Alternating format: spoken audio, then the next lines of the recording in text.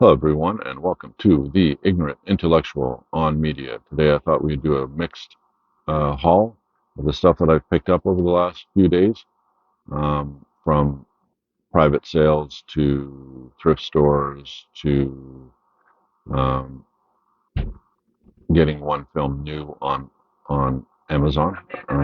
So uh, let's get to it and see what I've got. All right, so basically, I've got one CD, one, two, three, four, five, six, seven books. And 1, 2, 3, 4, 5, 6, 7, 8, 9, 10, 11, 12, 13, 14, 15. Uh, 15 films and a box set. All right, so let's get through it. Let's do the CD first. It's Miles Davis's 1983 album called Star People. All right. And if you don't know who Miles Davis is, then you probably never really listened to jazz. But if you do, then you know Miles Davis is one of the greats, right? So his work in the 60s and the 70s are probably his best stuff. This is one of his later discs after he had a hiatus from creating music. He came back, made an album, and this one is the second one after he's come back. And I have not listened to this CD. I just picked it up, so um, I'm not really going to try to tell you what whether it's good or not. I'll listen to it and then maybe I'll do a review on it. So that's Miles Davis. If you don't have any Davis in your music collection on Spotify or whatever, however you consume media, Miles Davis should be a person on your list. Things like "Kind of Blue" and "In a Silent Way" are two uh, two albums that you should listen to at least anyway, even if you're not a big fan of jazz. All right. So next up, let's do some books. All right. We have Mozart, a cultural biography by Robert W. Gutman. All right, so Robert W. Gutman, his name is author of the critically acclaimed biography Richard Wagner, one of the founders and directors of the master classes at the Bayreuth festival. He is taught widely. Anyway, so he lives in New York. It says, all right, and this is his biography of one of the greatest composers of all time, Mozart. Right? You got pictures. It's a pretty thick book. If you're interested in classical music and Mozart in particular, then I would suggest you pick this book up. It's one of the more modern biographies of Mozart, and not from any personal experience, but from from reading or whatever. It seems to be uh, one of the best biographies of that musician, right? So that's Mozart. Next up is Calvino, Italo Calvino's "If on a Winter's Night a Traveler." All right, which is a bit of an interesting novel if you have not read it. It basically, I don't know how to describe it so that you'll understand it. It's basically the author is talking to you and speaking to you about his new book, which is called If on a Winter's Night a Traveler. Um, you'll have chapters where um, it's like a group of short stories told within a story of the author talking to you about his new book, and you go and buy his new book, which is called If on a Winter's Night a Traveler. But then it goes into more complications and short stories involved in kind of like I don't know what, maybe a box, like a box thing where you have a story within a story kind of idea. It's really interesting read if you've never read any fiction of that way, just for the curiosity of the way that Calvino wrote that book. But the stories are extremely interesting to read as well. So you'll get really engrossed in that book quite easily. So if you haven't read any, now it's an Italian book in translation, but if you haven't read any Calvino stuff, uh, I would suggest you pick him up. And this one is one of his better books. All right. If on a Winter's Night, a Traveler by Calvino. All right. All right. So that's the book. Next up is Ray Bradbury's Fahrenheit 451, which I picked up because I'm still searching for the film of this. The film, I've seen the film and I've read this book, and I want to do a film to book comparison on it. So now I found the book, even though it's an older, not all that great hardcover of it. Um, and now I'm just searching for the film, at least on DVD. I don't know if it ever came out on Blu-ray, but on DVD, and then I'll reread the book and watch the film again. But basically, the premise of this book, if you haven't read it and you like, science fiction or dystopian fantasy novels, this one should would be an attraction for you. And it's basically about a futuristic society where firemen, instead of putting out fires, they actually start fires. They burn down people's houses and they burn down books because in this futuristic society, many books are banned, and knowledge is not looked on through books as something positive for society, right? So firemen are tasked with the work of searching out banned books and burning them and burning the houses of anybody who holds any banned books, right? So it's quite an interesting read. It's quite a I don't know if you'd call it depressing, but more of like if that's how society goes, then we're in a lot of trouble. But what's interesting, and I may be confusing the movie with the book, but there's a group of people in the book, and I think in the movie as well, that memorize all the classic books. And I thought that was a really cool idea. I don't know where Bradbury came up with that idea, but I thought that was really cool. Like, for example, you may uh, your name may be John, but your task, if you join this group, in memorizing a great book. So maybe you're gonna memorize, John Steinbeck's Of Mice and Men, all right, which is a great novella. So it's your job. You have that banned book. It's your job to read that book, memorize it in your head, and tell that book or stories to other people verbally because you can't actually have physical copies of it anymore, right? So you're going to memorize that book, and then you're going to tell that story, and then the book that you memorize it from, you're going to get rid of, because if you get caught with it, you're breaking the law. The book gets burned.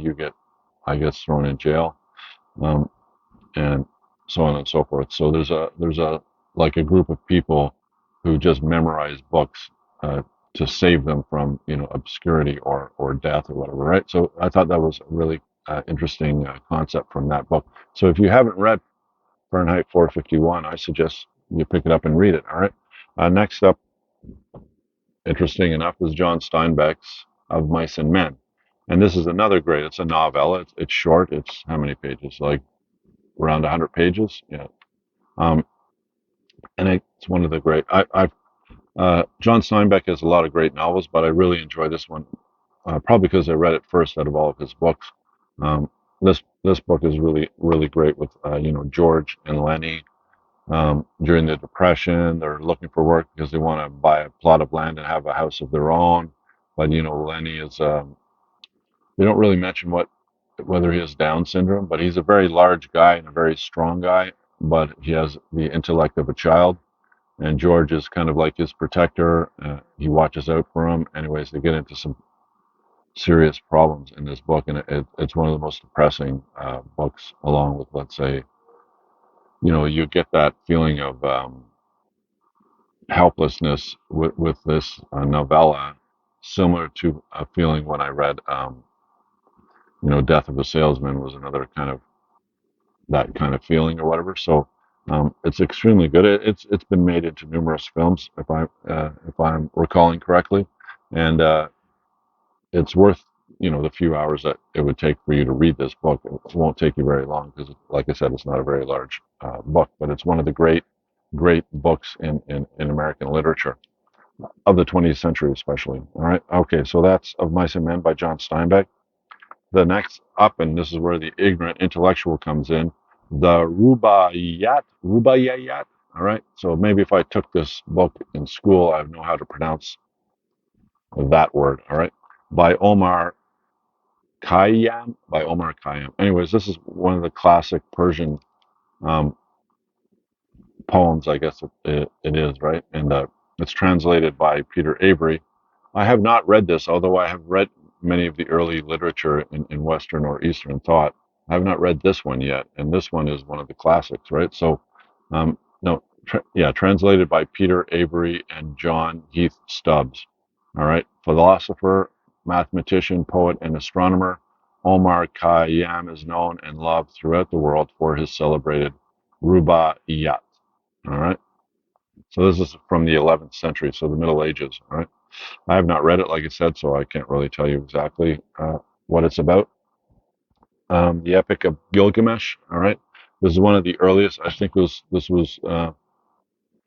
They have like tablets of this story. I think, if I remember correctly, and it's from like 2,000 years before Christ. Anyways, they pieced it back together, and it's one of the great epics in Western literature.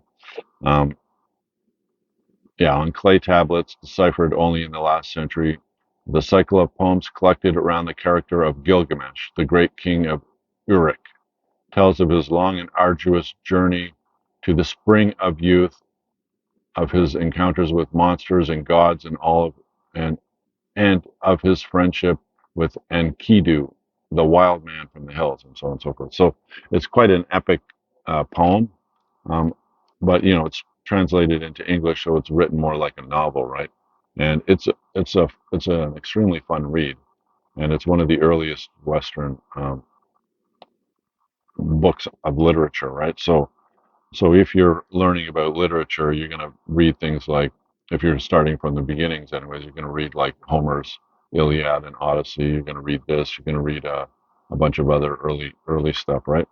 Um, but this should be on your list if you haven't read it. All right. Next up is the Saga of Gisli, which is what, like a Norwegian slash Icelandic tale. It's part of the Icelandic sagas. It's one of the major Icelandic sagas about Gisli, who leaves Norway and travels over the ocean to get to Iceland, and then you know lives in Iceland, and he's he ends up in this saga. He ends up killing a brother-in-law of his, and then he goes on the run for like 12 years until they finally catch him and kill him. But he's not a bad guy. He did it for a good reason. I just can't remember. It's been a while. What reason he killed his brother-in-law for. Um, but anyways, it's one of the big epic, you know, sagas in Icelandic literature. So if you're interested in Icelandic literature, it's translated into English. It's not a huge read, and it's a fun read. If you like ancient literature, this one comes from the Middle Ages as well. It's like, when was Iceland settled by the Scandinavian countries? I think it's like what, around 800 AD, somewhere around there, right? If my mind and history serves me properly, it's around like 8 or 900 AD that Iceland is like discovered or settled, right? And so all these early stuff like this one uh, is where their literature began, and they've become international as well. People like reading the early sagas coming out of Iceland. Anyway, so that's the Saga of Gisli, or Gisli. Uh, Ignorant intellectual. Is it Isli? Is it Gisli or Gisli? You tell me. All right. All right. So those are the books and the CD. Now let's get into the films. So first up in the movies is The Game by David Fincher. And although David Fincher is mostly known for, Fight Club is probably his best movie, or Seven is another one that's really good of his. Those are the two movies that are associated most with David Fincher. But he did this film, and this film is an extremely good film. All right, and it's like I said, it stars Michael Douglas, and basically Michael Douglas's brother. All right, buys him a birthday present, which is an invitation to a game. All right, and the game is like a mystery, and the whole film revolves around that mystery, and he ends up being pulled into this game, and this game gets more and more serious as it goes along, right? So it's quite intriguing, the movie really sucks you in, and you're following around with Michael Douglas, wondering what the hell is going on, right? And it's quite enjoyable to watch. And although, like I said, Seven and Pulp, Seven and Fight Club are what Fincher is known most for, I like, this is the underdog film that probably may be even better than those two films. I mean, maybe I won't go as far as that, but But if you haven't seen this Fincher film, I think you should watch it because it's extremely good. All right. So that's The Game by David Fincher. Um, Next up is a Walt Disney film on DVD. This I saw when I was a little kid, and I wanted to see it again because I haven't seen it since. So when I saw this in the thrift store, I said, oh, "I'm going to pick that up." Now I didn't even. Gary Nelson directed it, but it's a Disney film that I watched when I was a kid. So that's the main um, purpose of buying this one to see how it is now that I'm an older person, right? So it's about a ship that is precariously close to a black hole and what's on the other side of the black hole and all that. So it has an interesting premise. I don't know how the graphics or the CGI, if there was CGI when did this film come out? I don't know. I was a kid when it came out. Anyway, so no, I'm good. I'm good. Yeah. All right. Um, so that's the black hole, Walt Disney film. All right. So next up after this is In Harm's Way. Now, this one is directed by Otto Preminger. That's the reason why I picked it up. It's part of the John Wayne collection. So um, you can find a series of DVDs that have the John Wayne collection on it. I don't really collect John Wayne as an actor. He happens to be like in a John Ford film, and I collect John Ford um, westerns or whatever. And you know, uh, John Wayne is one of the big names of that time period in the 40s or whatever. So you're going to come across a lot of his films when you're collecting the directors that you collect from that era, right? So John Ford films have him in it, and Otto Preminger has him in this film. So this one also has Kirk Douglas as well, and it stars John Wayne, Kirk Douglas, Patricia Neal, uh, Burgess Meredith. All right, so it's got a bunch of good Slim Pickens. So there's a lot of great actors from this era of film. And this is basically around Pearl Harbor, basically the attack on Pearl Harbor. So I haven't watched it yet, but if it's a Preminger film, I'm thinking maybe I'm going to like it. Although the attraction of Preminger has a lot to do with his 40s and 50s output in the film noir genre, right? So anyway, so next up after that is a snapper case of The World According to Garp, starring Robin Williams. Now, I watched this when it came out. I think it was in the early '80s. Yeah, 1982. Um, and I thought it was quite funny and quite endearing, right?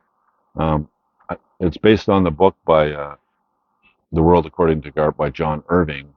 Um, and I have not read the book, but maybe I'll pick up the book and watch the movie and do a film to book comparison, which I do episodes of, right? So, but anyways, if you like Robin Williams, this is one of his better films. All right, and it is directed by George Roy Hill. All right, okay, so that's World According to Garp. Next up is Jay and Silent Bob do Degrassi. I don't know a lot about this. In fact, when I was in the thrift store, and I said I didn't know. I knew that Kevin Smith really loved Degrassi Junior High. I think it's a CBC, uh, Canadian Broadcasting Corporation, teen series on CBC, and he really, really liked it. So it looks like he actually came up and starred in a few episodes because it says episode number 420, number 421, and number 422. Uh, Jay and Silent Bob starred in, and I guess maybe he came up to also make a film. I'm not sure. Anyway, so this is basically Jay and Silent Bob do Degrassi, the next generation. Um, so I guess it's the three episodes that they participated in or starred in. I guess they ended up getting into three episodes of Degrassi. So I collect Kevin Smith as a director. So when I saw this, I decided to pick it up, see what it's like. All right. Next up is a Blu-ray of David Bowie's uh, Labyrinth, directed by, is it Frank Oz? Yeah, Frank Oz. I collect Frank Oz and Jim Henson stuff, and Labyrinth is one of their better known films, and it stars David Bowie. All right, as an evil king in a fantasy world in which Jennifer Connelly, if I remember correctly, is it Jennifer? Yeah, Jennifer Connelly as Sarah. She ends up wishing her stepbrother would be taken away from her or whatever, because I guess he's a pain in the ass, and he ends up disappearing. So she ends up entering the labyrinth world to go find him, right? And he's been kidnapped by David Bowie, who's like the evil king or whatever in that fantasy world. So I have this on DVD, and so I found it on Blu-ray for a couple of dollars. So I picked it up so I can combine the two of them. Same thing for The Raven, which is directed by James McTeague and starring John Cusack. Basically, this is a like a murder mystery about Edgar Allan Poe, how some sort of serial killer or killer is using Poe's writings to commit his crimes, and a police officer that's investigating it, the detective who's investigating it, at first thinks John Cusack, who's Edgar Allan Poe, is the one that's doing these murders, but then he teams up with the police officer to go find the real killer. All right, so it's quite interesting. It's quite fun. And James McTeague um, is a good director. I collect him, so I added that. I have that on DVD. So now this is a Blu-ray DVD combo, so I don't even have to you know put the two films together. They're already together in this package already, like that, right? So I always love those, right? And he's McTeague is the guy that did V for Vendetta. It's probably his best movie, although I confuse him with. Uh, anyways, it doesn't matter. All right. So next up is I found a Blu-ray edition of a DVD I have, and it's one of Brian De Palma's best films, and that is Stephen King's Carrie, starring Sissy Spacek. If you haven't watched this is up there with some of the greatest horror films of all. I mean, I think The Exorcist is probably the greatest horror film of all time, but I would put that up there with it as well. Um, and I have this on DVD, so I picked it up on Blu-ray for a couple. Again, all these Blu-rays I'm picking up for less than $3, and if it's $2 or $1, I'm picking them up straight away, right? And then I just combine the Blu-ray and the DVD together in one case, and saves me some shelf space a little bit because a DVD is a bit bigger than a Blu-ray case, and it saves you some shelf space. So, and you get a higher definition, right? I love Blu-rays. Sorry, I love DVDs, and I'll watch a DVD any day of the week on a film that I want to see. I don't care if I can only find it on DVD at a reasonable cost. I'll get the DVD so I can watch it because it's the access, the ability to actually watch the film, which is important to me.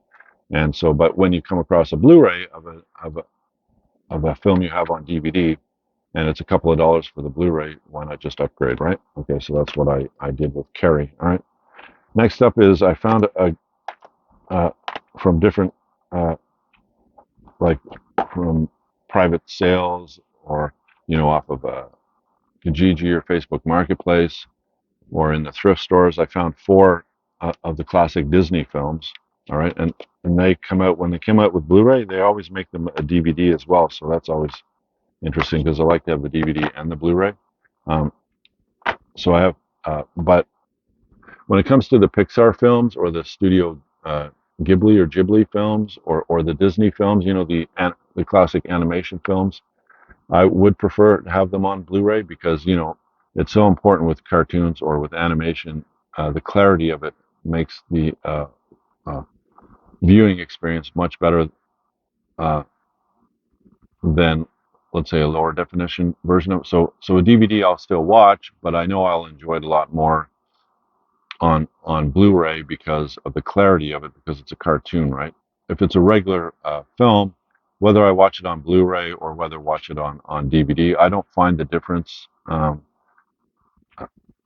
to impact my enjoyment of the film because once I start watching it, you get pulled into the story of the film and you're not really looking on how defined the film is, how clear it is. Like a DVD is clear, right? A Blu-ray is clearer, right? More defined, but um,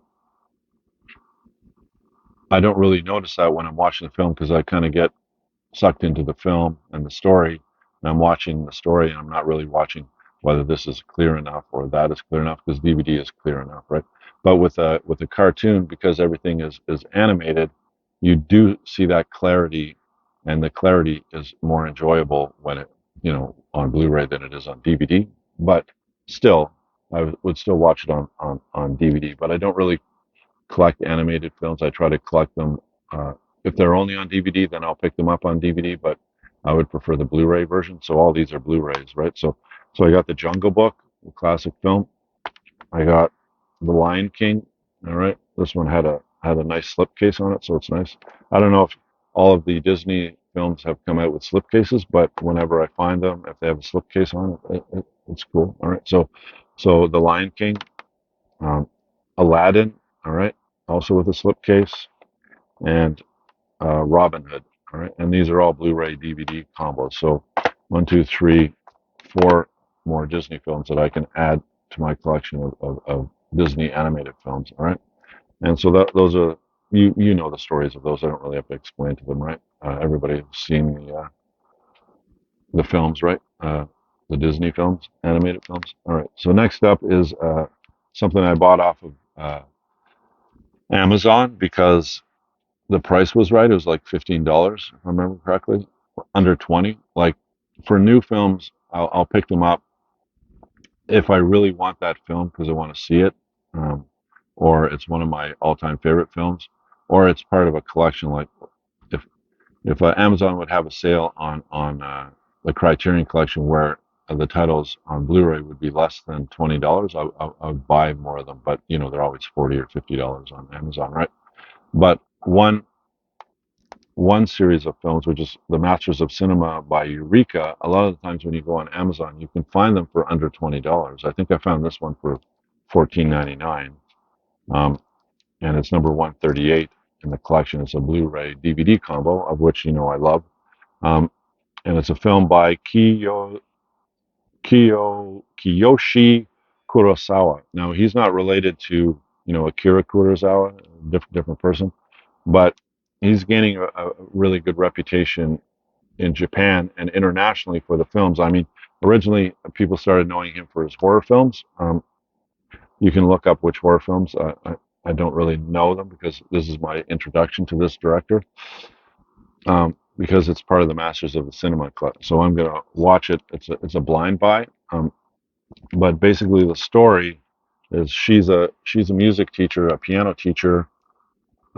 She teaches children how to play piano, and her husband went away to sea um, 3 years previous and never came back. So they think he's lost at sea.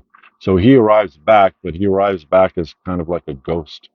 And in this film, it seems like ghosts and real people or alive people can intermingle just like if the ghost was a real person. All right, so they kind of hang around and hang out like real people do. And so he takes her on a journey of what has happened to him in the last 3 years that she's it's a total mystery of what happened to her husband, right? So he takes her on a journey of what's happened, uh, and the people and everything that he's met over the last 3 years that he's been away. Right? So that sounds like an intriguing film, right? It sounds like something quite enjoyable to watch. So I picked it up off of Amazon. It was under $20 anyways, and I didn't have this number 138 in my collection of the Masters of Cinema, so now I have that one. All right. So next up after that is I went on vacation with my family to show my in-laws Niagara Falls. And so I went around to the thrift stores in Niagara Falls. And if you live in Niagara Falls, the thrift store selections doesn't seem to be all that great. I mean, they do have a Value Village, but I didn't go into that one. Um, I went into a few thrift stores or Salvation Armies around Niagara Falls, and there wasn't a great selection. But I did find this. But it was, it's kind of remember I had a video on how to protect your media, and see this film. It's been on a person's shelf for a long period of time because it's originally white. All right, if you see white, it's white, but the person who first owned this film must have been a smoker or had it close to their kitchen or whatever. Because if you notice, see how it's browned over time. So this is what I'm talking about when you have paper products involved in your film collection. So these are what's called a snapper case. All right, right. So it's mostly made of paper with a plastic shell to it. All right.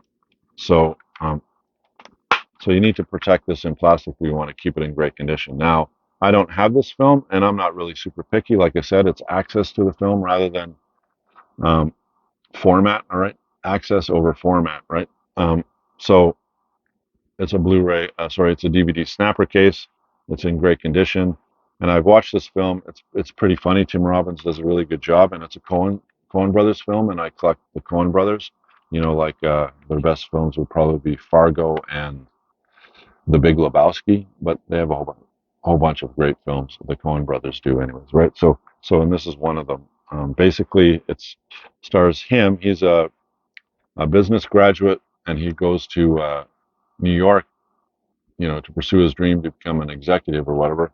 And he ends up in the mailroom of this multi-billion-dollar corporation called the Hudsucker Corporation, and he works in the mailroom. And then the owner of it of that business ends up dying, and uh, in his will, he wants to sell the shares to the public, but Paul Newman, who's an executive on the board, doesn't want those shares to go into the public hands. He wants to keep them for himself. So he figures out a strategy where he can depress the price of these uh, of these shares because they're a high cost out of his price range or whatever, right? So he wants to lower the the share cost. And so what he thinks of doing is hiring a bumbling idiot as the CEO of the company, and then everybody loses confidence in the company, and the shares plummet. He buys them all up, and then he fires the incompetent CEO, and then he takes over the company, and then he runs it the way it was before, earning lots of money, right? But unbeknownst to him, so he ends up coming in contact with Tim Robbins in the mailroom, and he thinks he's an idiot, so he offers them the job, and Tim Robbins takes it. But the problem with it is Tim Robbins is a like a savant genius, right? And two inventions that he picked in this film. It's not in real life, but one of them is the hula hoop, right? And it earns tons of money. So what Paul Newman wants to happen, as in the price for the shares plummet, doesn't happen because actually he's a good CEO. So, anyways, there's a lot of humor in it, and it's an extremely funny film. I think you would really enjoy it if you watched it. And now I have a copy of it, so I'll keep this copy until I find a Blu-ray copy of it or a better DVD copy of it. But now I have access to the film. I can watch it when I want, right? Which is the whole point of having physical media. All right, and next up is a really nice edition of Blade in a steelbook Blu-ray, right? So if you look at it, isn't that isn't that gorgeous? Isn't that a gorgeous? I mean, sometimes when they make these steelbooks, I mean, the artwork on them and everything are really gorgeous. So I understand why people collect them. I just can't buy a steelbook new at like $20 or $30 when I can get a DVD copy of the film for a buck or whatever. I just can't do it. But when I do come across these at reasonable price, this one I got off a private sale for $3. All right, this nice, it's gorgeous, right? Um, it's a is it a two Blu-ray or is it a Blu-ray DVD? I don't know. Yeah, it's a Blu-ray DVD combo, which is cool. All right, so I thought maybe the second disc was extra features, but it isn't. It's a Blu-ray DVD combo on Steelbook, and it's gorgeous. Um, so what do I do with Steelbooks? As you know, if you've watched any of my previous videos, first thing I will do is put it in a plastic case and protect it. All right, so I'll close it. I'm going to catalog it first, and then I'll close it like that, and it'll be protected, right? All right, so that's Blade on Steelbook. All right, Blu-ray Steelbook, Blu-ray DVD combo. And last, I picked this up a couple of days ago, which is the Lord of the Rings box set, the extended editions, um, in a box set. All right, they look like that. All right, and they open up again, and there's a box set in a box set. Pretty awesome.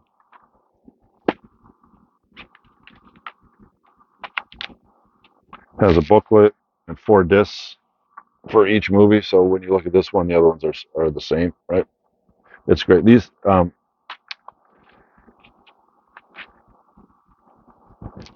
I'm kind of up in the air on the whole extended cut of this film because the film is so long in the first place. Each one of the films is really long. Um, uh, but you have all three of the different colors. Now you can find these individually as well, not in a box set um, like that, and they run you a good amount of money. Now I know um, it's come out in a box set on Blu-ray, the extended editions. So these ones aren't as wanted as they were earlier, but this is still worth a good. I picked it up. I picked it up for $5, and um, I know I could resell it for like 25 and easily resell it for $25. So that's one of the reasons why I picked it up. But I think I'm gonna leave it in my collection until I do find. I may actually have this on Blu-ray. Um, I'm quite happy with the non-extended versions of the film, right? So um, because I haven't come across anybody arguing the extended cuts are better than the regular, but you're adding like an extra hour to the film or however long it is. I would have to do the research, but the film is already long in the first place. The non-extended cuts of the film are already long, and you can follow the story quite easily without having that extended cut to it, right? Um, so you don't really need it. It's just added on, like bloat or whatever, right? At least my idea of it is. So I have not. I mean, to be honest, I haven't watched the extended cuts of these films. I've only watched the theatrical cuts of them, and I was quite happy with watching them. I can't get my head around maybe adding an extra 30 minutes or an hour to an already long film or whatever, right?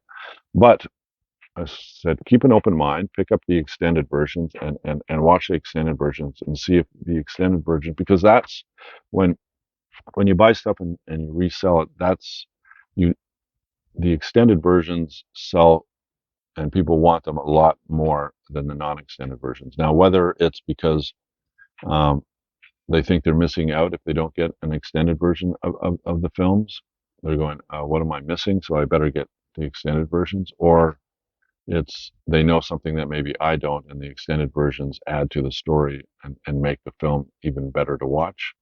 I'm going to find out that with this box set. All right, um, so that I picked up unbelievably for $5. People, I have sold this in the past.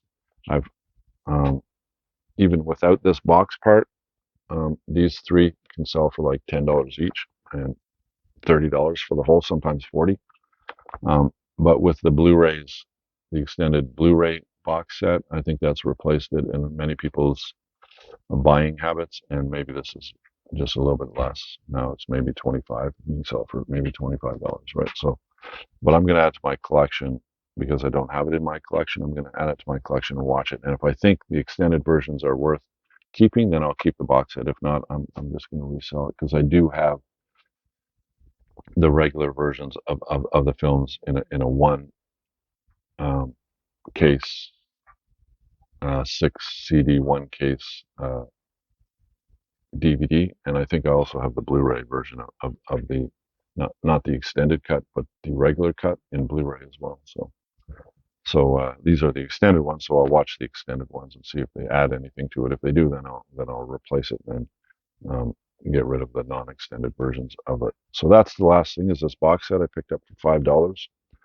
um, to add to my collection. That's everything. That's all the stuff that I picked up in the last few days. Um, I tried to I try to watch everything before I do a review on it, but what it seems is I end up picking up stuff quicker than I can actually watch it. So it may take me like if I was to this collection here that I picked up in the last 2 days, if I was to watch all of it, it would take me a couple of weeks to go through all of this, right? Not including reading the books, obviously, but watching all the films, and then by that time I'll have another stack of stuff that's so high, right? Um, I've watched this. I've watched Blade. Blade was I really like Blade. Have you watched it? the vampire film based on the comic book. But anyways, a lot of this I've watched, but some of it I haven't. And if I wait to do the videos um, until I have, my videos are going to get further and further apart, right? So I need to keep moving, keep moving, keep moving, right? So I'll watch them as I have time to watch them. But anyways, um, I hope you enjoyed the video. Hope you, if you did, leave a thumbs up, subscribe if you so choose. I would like that, and hopefully you like this one. And I'm doing more all the time, and I'll see you in my next video. And you have a good day, and bye for now. All right.